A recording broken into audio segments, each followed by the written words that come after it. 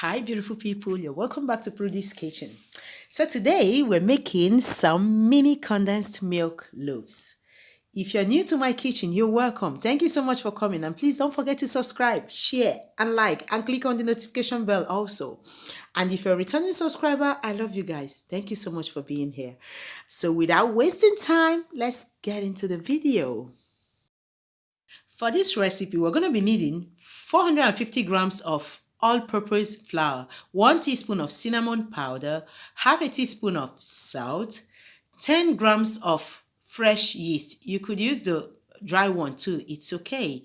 1 medium-sized egg that's at room temperature, half a cup of sweetened condensed milk that's at room temperature, 200 ml of whole milk, room temperature, 100 grams of topping cherries, and 50 grams of butter that's also at room temperature. So these are all the things we're going to need. So let's combine our dry ingredients. In my flour, I put in half a teaspoon of salt and 1 teaspoon of cinnamon powder. I mixed it really well and set it aside. Next, it's time to combine our wet ingredients. So into a bowl, I poured in my whole milk and my condensed milk. I added the yeast to it also, and then I mixed it up with a spatula.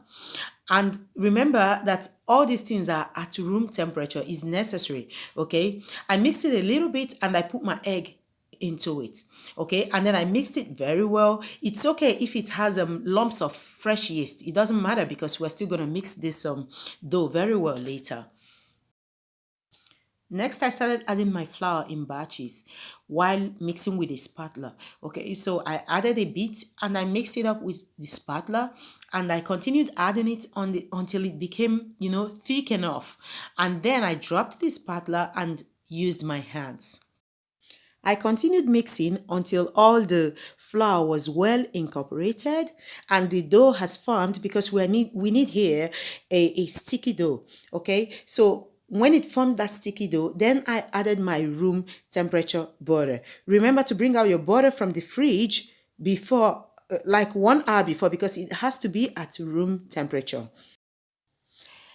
And remember, the ingredients and their exact measurements are in the description box below, okay? So if you need their measurements or anything that you don't get right from the video, it's right there. So right now, after incorporating my butter, I floured my work surface and transferred my dough to the work surface, okay? Right here, you're going to need a bit of flour because the dough is really sticky. I continued kneading for about 7 minutes until I got a smooth, sticky dough, okay? Then in a bowl, I put some oil into it, some normal vegetable oil, and then I put my dough into it. Right here, you can see my dough is sticking to my fingers, okay? Then when you stretch it, it shouldn't be able to pull apart. It should be stretchy, okay, and light. So that's it. Then I'm going to put it right now into the bowl, cover it with a cling film, and set it aside to rise in a warm place, like for about 1 hour or until it doubles in size, depending on how hot where you are is. After proofing for about an hour, my dough is ready. Okay, it has doubled in size, and you can see it's well rounded. So I'm gonna go ahead right now and deflate it, okay, completely, and then flour my work surface and put it on it. So next, I'll bring out a scale. We are going to divide this dough because we're making it in a muffin tray, okay? So in a muffin pan. So I'm going to get a kitchen scale. If you don't want to use a kitchen scale or you don't own one, then you're going to have to eyeball this. But my aim here is to divide it into 24 equal parts, and they have to be equal, because if you don't make them equal, they won't cook evenly. You want them to be of the same size. So I measured it. I continued dividing it into 2, okay? First into 2, then the 2 into 4, then the 4 into 8, until I got 24 equal balls.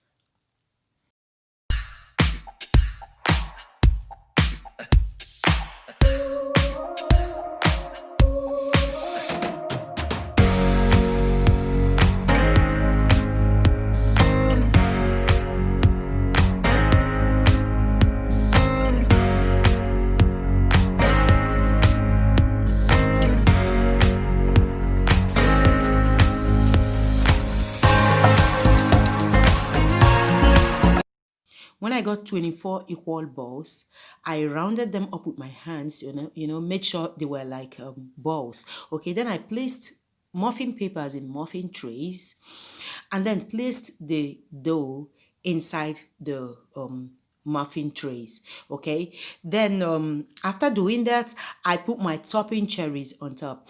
With the topping cherries, you're gonna have to try to dip them right inside the dough. If not, it's gonna rise, and when it rises and bakes, the cherries are gonna fall off if you didn't dip them with a finger right inside. So I put them on each of them, dip them right inside, and then set it to rise in a warm place covered with a kitchen towel for about 30 minutes.